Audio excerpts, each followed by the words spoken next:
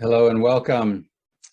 I'm Mark Power, and I am very happy to be part of a conversation this morning for me in the Hudson Valley of New York with Jason Winn, who is not in New York and will tell you more about himself and his location in just a moment. Jason and I have been in a conversation about the meaning of community. And in the context of the upcoming program, the Treasury of Knowledge, which is all about the topic of community, what is perfect community? The program promises to inquire into that question. And for each of us, there's going to be a different answer.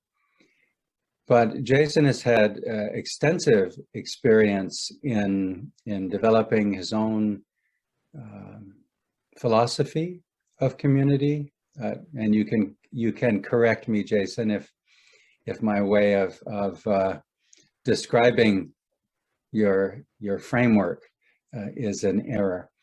But I've been very inspired by talking with Jason and his both organized and personal thoughts, organizational and personal thoughts about community. So without too much more by way of intro, I'd like to invite Jason to introduce himself and then we can get into the topic.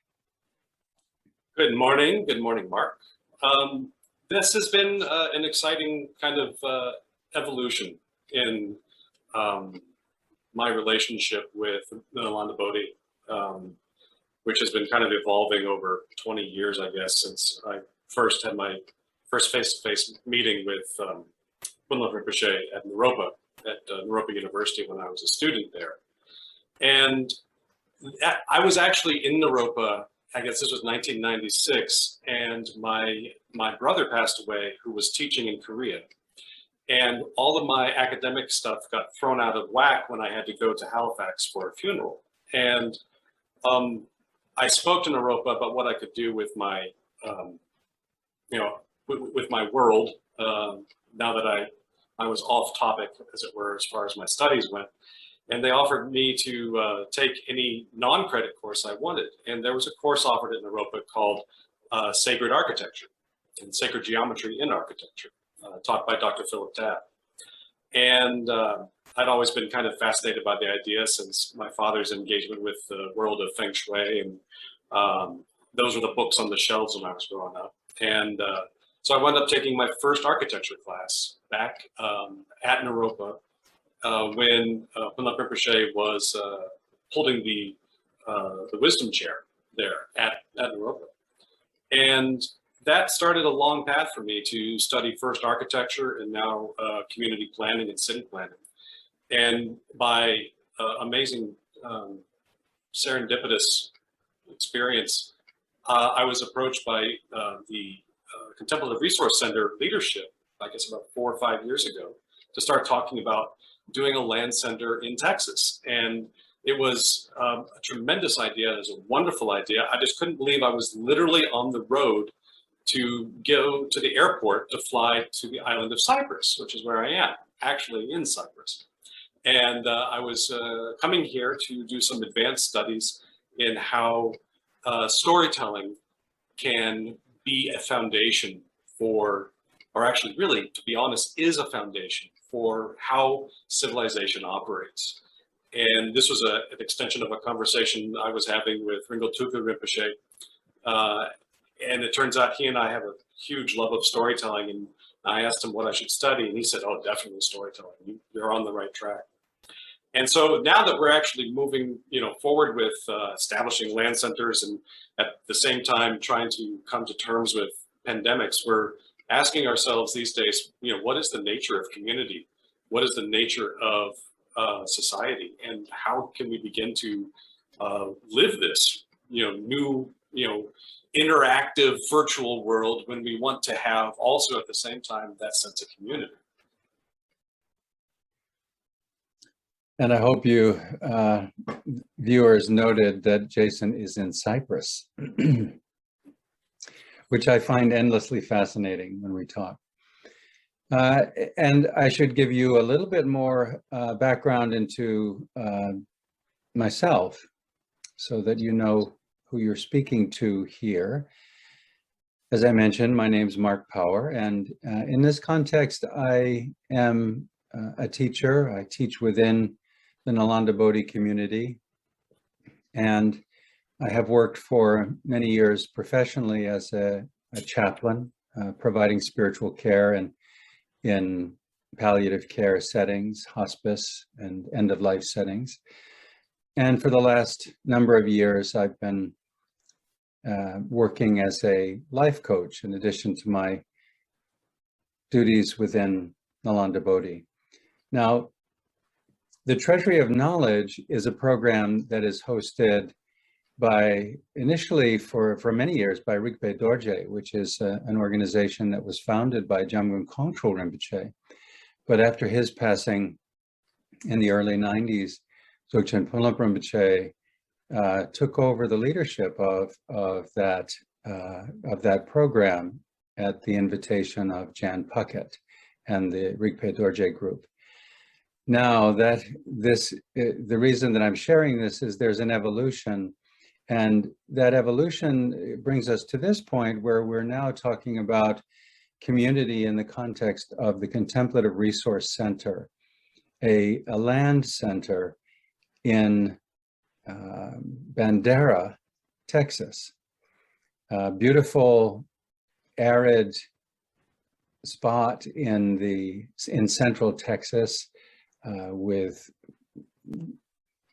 lovely vistas, and the flora and fauna are so captivating. The junipers that are abundant all over the land, and the animals, both the horses that are part of the property and bring some of the character of CRC, as we call it, and then the natural, the other inhabitants. But I'm going on here beyond what's being asked for, really. So in terms of community, Jason,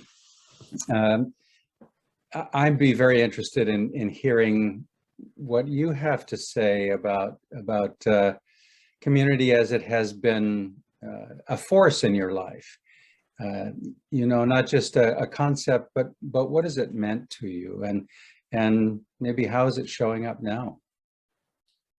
I can say that I think the first time I really kind of understood that I was in a community was the first time I was outside of my Sangha. And that was at 16 years old, and camping alone in the woods, and another Sangha member silently crept up and left me a bag of granola so I'd have something to eat. And as I was sitting in the rain in Nova Scotia and thinking to myself, you know, how much I loved granola, there was this kind of, there was a click for me when I really realized that I had been raised by, you know, this community, and that now it was kind of my turn to give back to it, and that has been the process. And there was a real clear date. I could probably look it up on the calendar in 1991, and that kind of changed a lot about how everything I had been growing up before had been very much as a child. And then, you know, when it came into focus that night, it became very clear that, you know, there's always been an implied return that I would, you know, eventually have to, you know, come back, you know, and actually make it a part of my practice, is working with the Sangha. I didn't know how to do that at 16 years old. I didn't have a clue. And so it's been a long road to begin to understand what that would look like. And quite through my professional practice over the years, I've been, at practice events and retreats and whatnot, and I would eventually get cornered by someone at the retreat, and they would be asking me these questions of, listen, I've been thinking about going into long-term retreat, but I need to design a cabin, or some of us are thinking about doing like a co-housing kind of project, and how would we get started? How would we do this? And these conversations have been going on for me for literally 20 years, even before I was licensed as an architect. And there was this very palpable kind of awareness that, that there was a need, that there was a need for skillful means of working with space that the community was asking for, from me. And I finally felt like, oh wait, this is something that, you know what, I know something about this stuff, and I feel like maybe I can make an offering to that effect. And it's been quite dramatic for me in that some situations are where, we're helping out a Sangha member who wants to establish an artist studio, and they want to design, that will help them, work on their art and whatnot. And so that kind of exchange, that kind of experience has been a lot of where I have had that, that heartfelt interaction with individuals. Beyond the washing dishes and cleaning up after stuff and setting up events, or, cooking for the group, where, within the labor of working together, you kind of establish a sense of family, which is a bit different than society, and which is a bit different from the polity, the world of the politic, where we have to exist whether we like it or not, because we don't want to be, just defaulting to aggression. So we have rules and whatnot. And so for me, there's been a learning curve of understanding that there is a quality of family within the Sangha. And then the Mahasangha, how we actually engage with people who are studying on the same path of the Dharma, and then people who are just who we live with, because we live in a wider community as well, has really, for me, become the manifestation of, the balancing act of being able to be engaged, with my community and with the Sangha at the same time, and seeing that there's flavors and there's distinctions, and how you work with it becomes different if you're just on dish detail, or if you're sitting down as a professional and offering skillful means that are not necessarily at the ready for everyone else. And so that's what you bring to the equation. So for me, it's been kind of wrapped up in the professional manifestations that I've also had to predict. I also work for all kinds of different clients as well. But working with the Sangha is you have to still offer that same level of professionalism, but at the same time, then you'll go and I'll cook a meal together. I don't do that with like my Veterans Administration's clients. Too bad. There's all kinds of red tape. Well, a couple of things that I hear in what you've shared,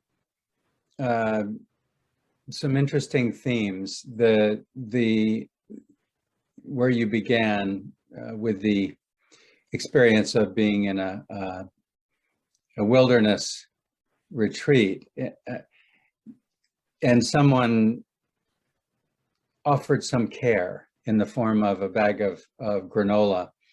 There was already a connection. There was a connection through a philosophy, or a way of thinking about the world, and so that allowed for your exploration, your retreat exploration. It gave it a context. It gave it a kind of engine, so to speak. And then within that, you have others. This one person is the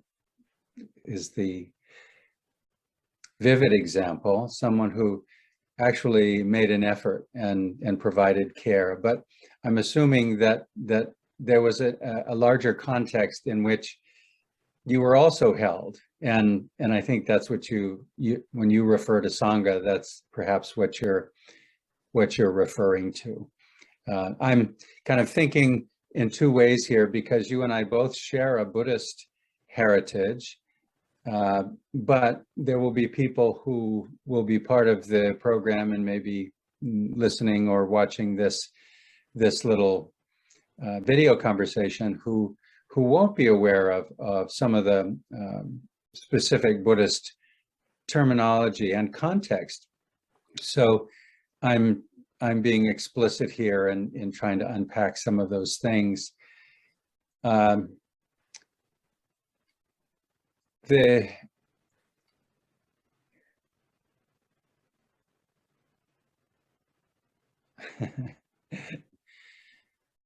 Can you talk a little bit more about the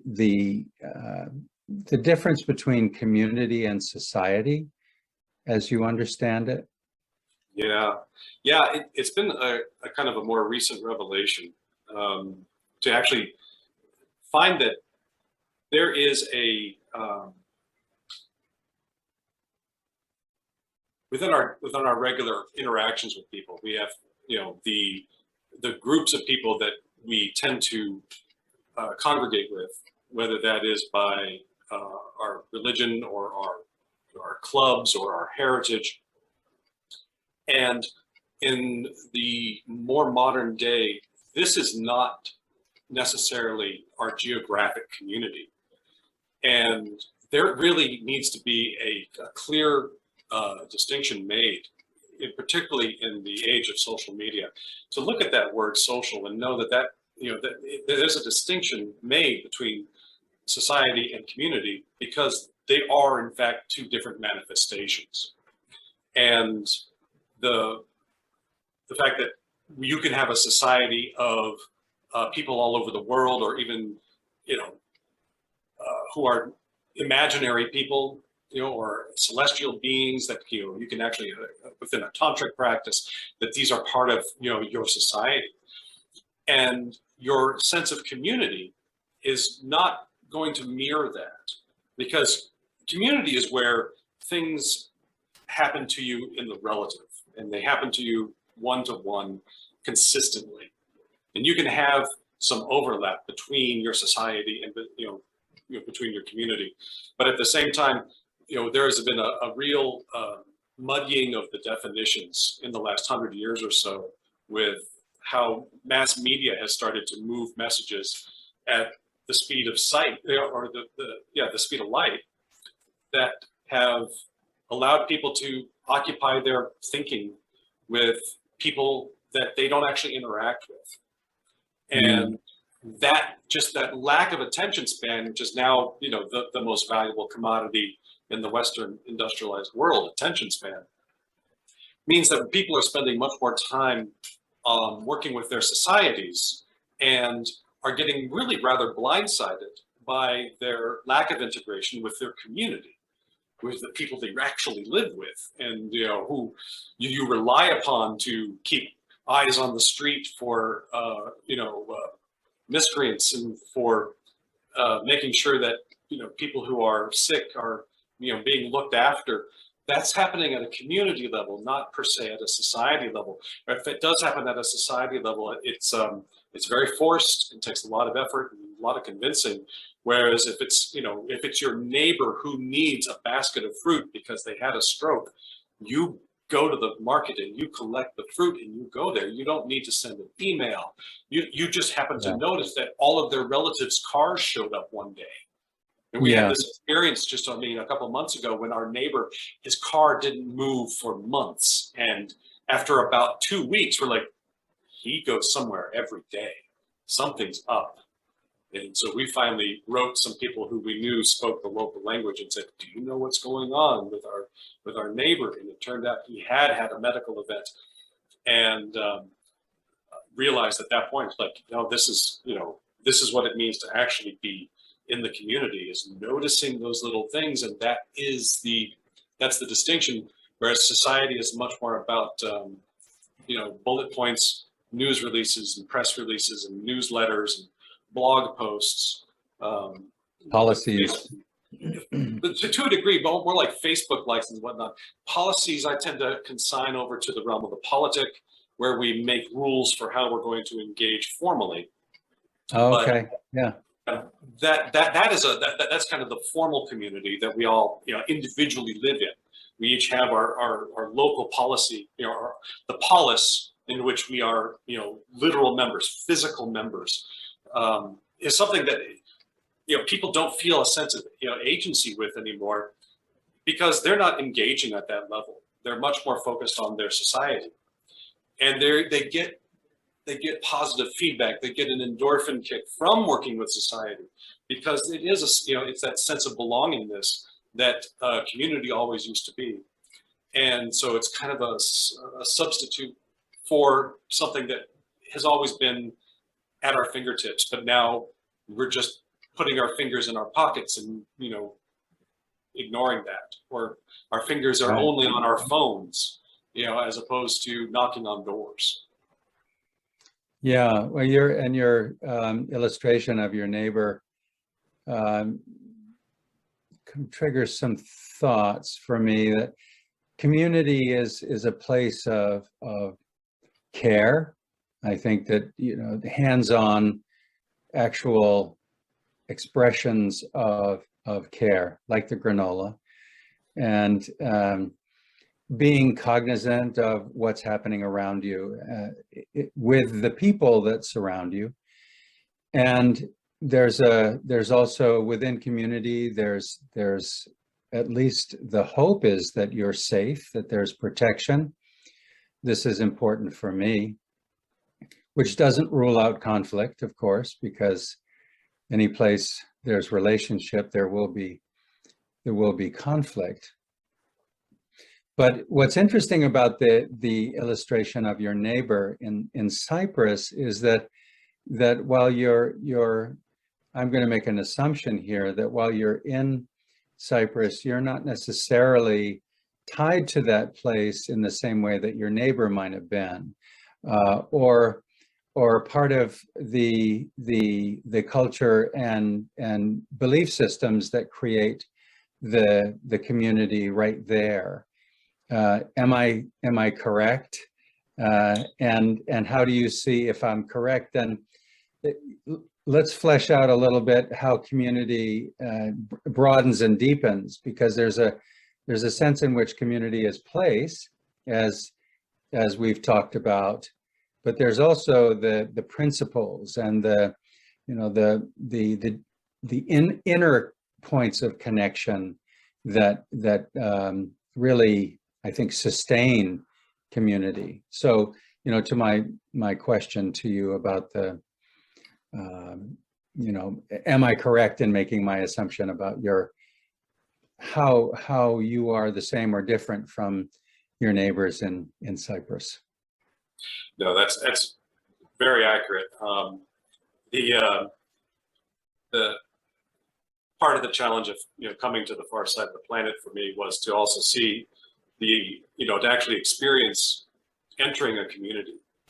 And while I'm not a conflict migrant, I am a migrant, and so I am arriving in an environment with little local context for me to bring, and that means that I am an outsider, just like we have these enormous worldwide problems with migrants looking for ways for integration with their with where they are and with where they're arriving at.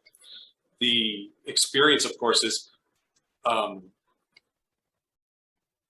being on an island. Of course, the experiencer is about a family. That this it's insular in every shape of the term, and so to find the entry points through society, through social media, and to find clubs to join, so that you can find yourself in situations where you are tasked to work together on issues that would normally be like family issues, like making meals together, eating meals together, going for exercise together, which is very much kind of the physical manifestation of being with others, is that sense of family, of doing labors.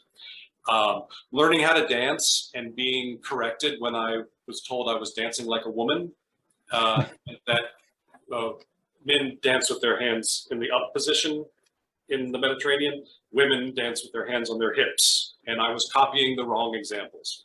That was one experience of what it means to try and learn how to integrate, and it really is a great practice into itself to see what it's like in other cultures and see if you can not behave like a Texan necessarily, and be inquisitive and try and pick up some of the language and try and use the language and make a joke, and share the food that you made and explain what's in it, because they probably haven't encountered chili powder here, which is actually true. It's an amazing practice to attempt to, if you really want to learn about a community, you have to live in it. And I think that's what I'm kind of saying, as far as, people who've been living maybe in the same location for 20 years, but they've lost touch with their neighbors, and people don't know their neighbors. We bemoan this all the time as urban planners and urban designers. And at the same time, it's like, that's actionable. You can do something with that. People can engage with their community on that laborious level of just, hey, listen, I'm going to mow my yard. Do you mind if I mow yours? Just want to get it done and occupy my afternoon. Yeah.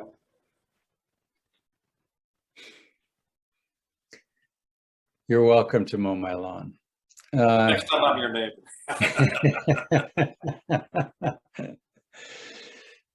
So in the context of the Contemplative Resource Center, I'm going to try and cobble together a couple of different points here. The Contemplative Resource Center, it's a land center in Bandera, Texas, so very specifically located, and there's a culture that surrounds it. Now, as a center for contemplative practice, intended to be a place where people will come. They'll come from all over the world. Those visitors will be entering a variety of cultures, perhaps a variety of communities as they travel to the CRC. They will be entering, in some cases, the United States, and then Texas, and then Bandera, and then CRC. And then even within CRC, you have your different kind of units, so to speak. There's a principle that is bringing us all together. There's the principle of contemplative practice. There's whatever it is that we're going to be delving into as a way of living our lives fully, really seeing the value of digging deeper into our lives. So whether it's Buddhist practice, Christian contemplative practice, Sufi practice, whatever the kind of rubric might be, there's a coming together for the purpose of practice and forming community around that. This is a bit different than what we've been talking about today, where the communities are intact, maybe established through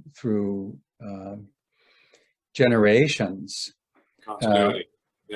Continuity. Yeah. What do you think about, something has to call to one's heart in order to really be committed to a community. CRC is creating that magnet of contemplative practice. I just want to open it and let you respond to any of that. Yeah, when we were doing some of that early master planning for the CRC, this is 2017. Actually, my partner joined us, who was on that project, Angela Hartzell, and we approached that through through two lenses, particularly for the CRC. First up, of course, CRC is going to be a a resource center for the Mahasangha, the larger communities. Whether they are Buddhist or whether they are Masters of Science students, or if they're going to be Masters of Business Administration students, or they're going to be from other doctrines. A land center has first and foremost, its primary manifestation is a retreat. It's a place that you go away from the confusions of your regular life and your context, with all those layers that are already, everything that is continuity, all that context. It tends to become overwhelming, and you have commitments there. And by engaging in a retreat, you are removing yourself from the normal habitual patterns and committing to a period of time with other people to live together, to labor together, to make meals, to do rota and to clean up and do setup. And so you're kind of like a colony. You're establishing a colony for a brief period of time, and in that time, you're very much focused on having to examine more of your daily life that you consign to habitual habits on a more in your home context, in your home environment. You know where the store is, you know where your food's coming from, you know what number to dial to get a Domino's pizza. But then when I send you out to the hill country of Texas and Domino's doesn't deliver out there, you either have to learn how. No. You either have to learn how to make your own pizza, or come to terms with slow cooked Texas barbecue, which is contextual, which is local. And CRC borders one of the state natural areas of Texas. They have a staff there, and they have big friends group cookouts and whatnot. And I'm really excited for CRC to become neighborly with that great neighbor, which is a very different culture, certain. But the commonality is the land, and the commonality, I think, is that's what a land center represents, is that it is a place on the planet we have set aside for other purposes, and that we can go there and we can establish a mandala and live in it together, experience the bumping up of kleshas in that environment, and then concluding together and all returning to our various locations after that. And that's very much what we were doing as kids, and we were going to Shambhala Sun summer camp at the different centers within the Shambhala community. It was actually a very unstructured summer camp, insofar that we would actually go there, we'd set it up ourselves. We would start with an empty field, and we would set up a little village, and then we would live in it with not a tremendous amount of structure to the day, really, except for meals. That was really the big structure, was doing, making sure everyone got fed. And there would be, ritualistic kinds of things we'd engage in, like sports, or learning how to do like parade drills and that kind of thing, just so that we can practice working together. Not working, but laboring together. And the transformation process, as a kid, of where you're leaving behind the video games, you're leaving behind the television, you're leaving behind your parents, and then you're on the land, and the land becomes the field onto which you can then establish that mandala. That's the normal expression of a land center. That's what land centers are supposed to do, is provide that a place to go and focus on a particular practice in a particular context with people that is not your own context. That's perfectly legitimate, I think.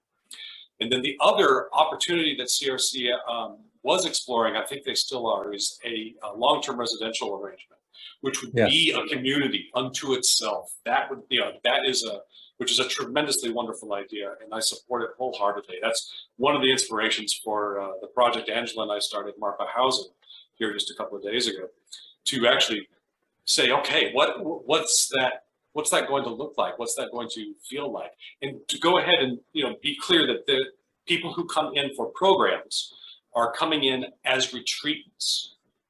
They're almost refugees from the chaos of their own environment, and they're taking a break.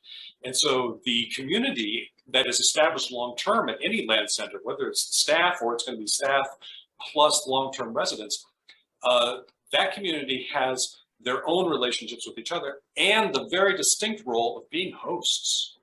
They are the hosts to the retreatants, and which is a wonderful offering to make, within a Dharma community, to provide that space to hold mandala for people. It's a fantastic opportunity, and I'm really looking forward to CRCs flowering and manifesting like that. Mm-hmm. Yeah, me too. Me too. There's so much potential there, and I do think that the land provides an extraordinary opportunity. There's a kind of beauty there that is unique. Of course, all beauty is unique, but the combination of aridity and spaciousness and hospitality that don't necessarily seem like they would just cleave together, but they do so beautifully there. I'd like to the final point, because I think we're discussing generously here.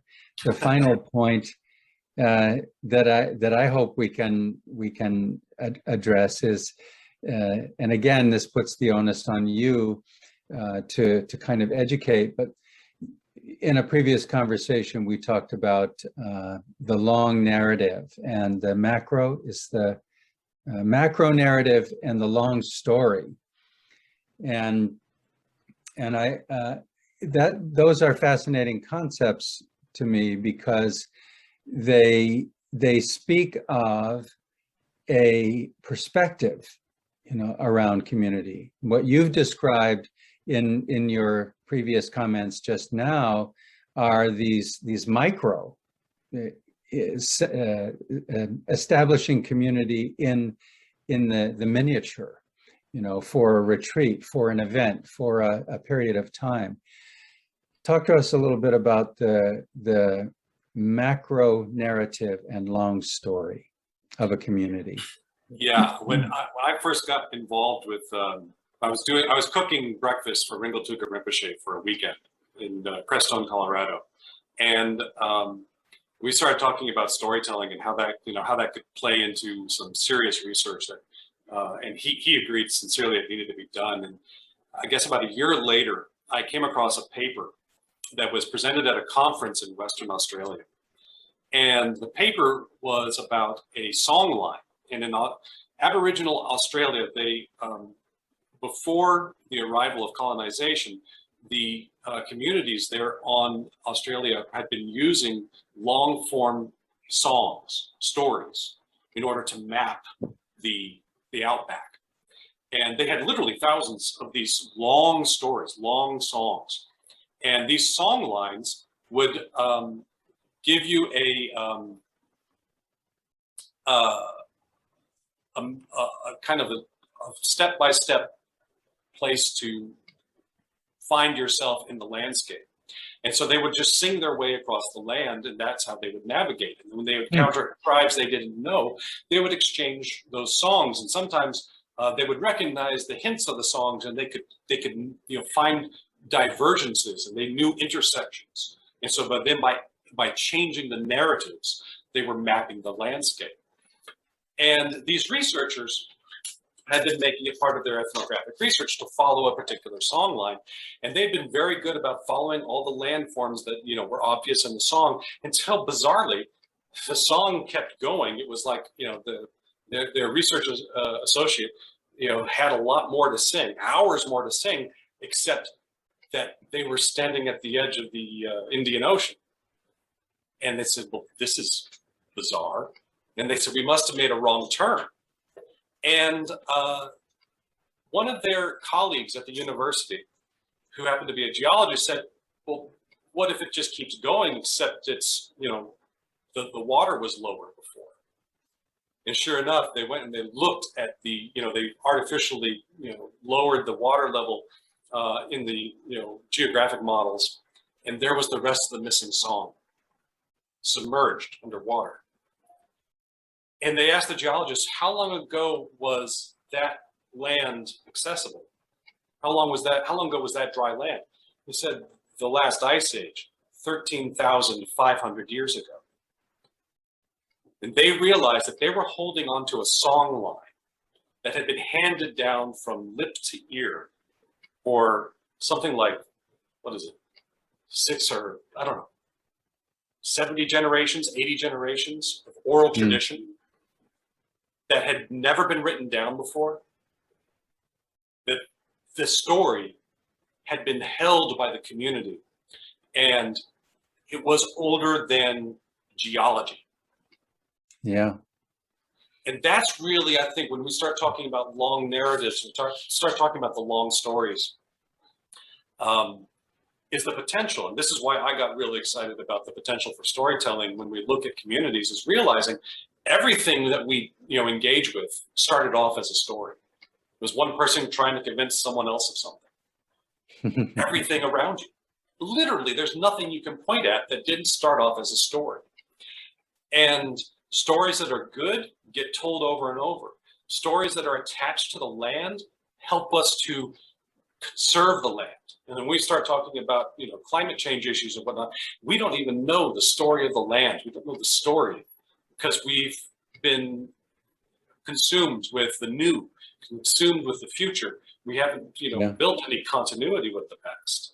And so when we start working with stories and we start telling stories that are worth telling and worth remembering, those are the stories that ground community. That is, every city is just 1,001 stories being told and retold, modified as stories and characters interact. They really are like a storybook.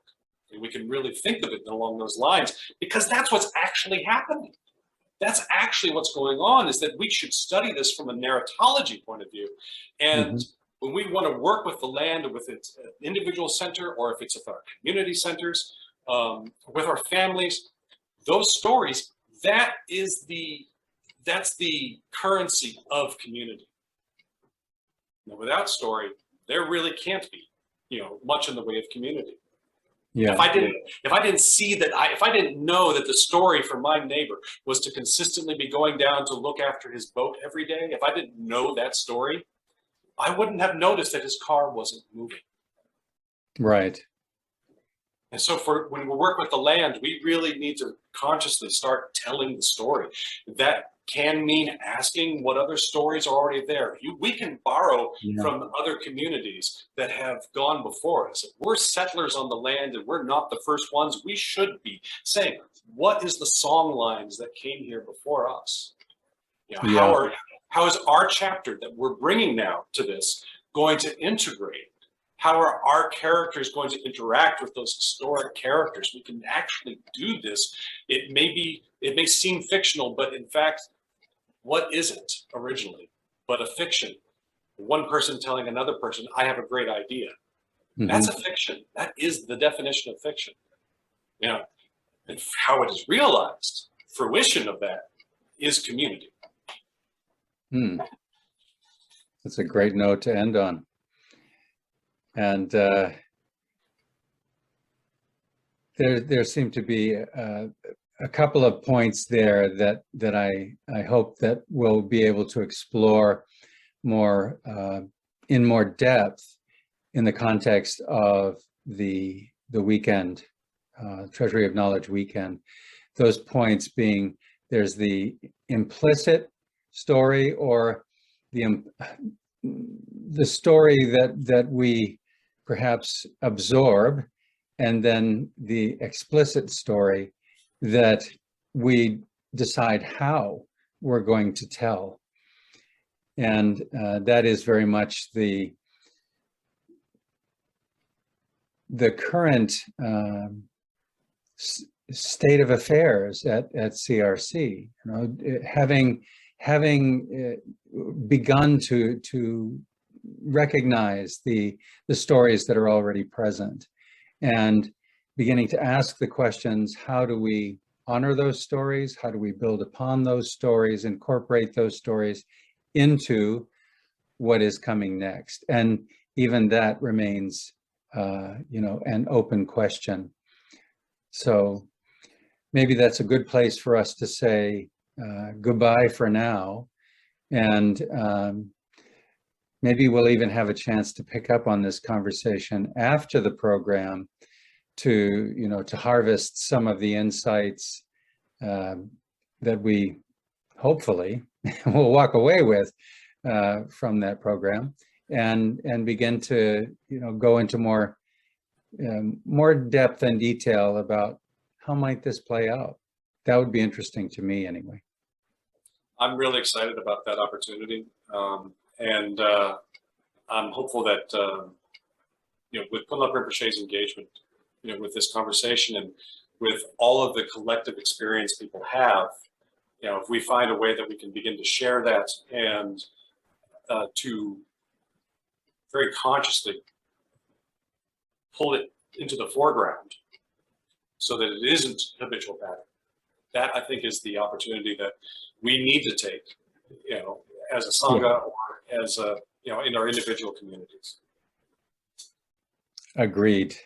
I want to thank you and Angela for the work you did prior to the purchase of the land at CRC and subsequent to that. It's a precious gift that you've offered. Thank you very much. Thank you. Thank you for inviting us. It's been a wonderful experience and educational.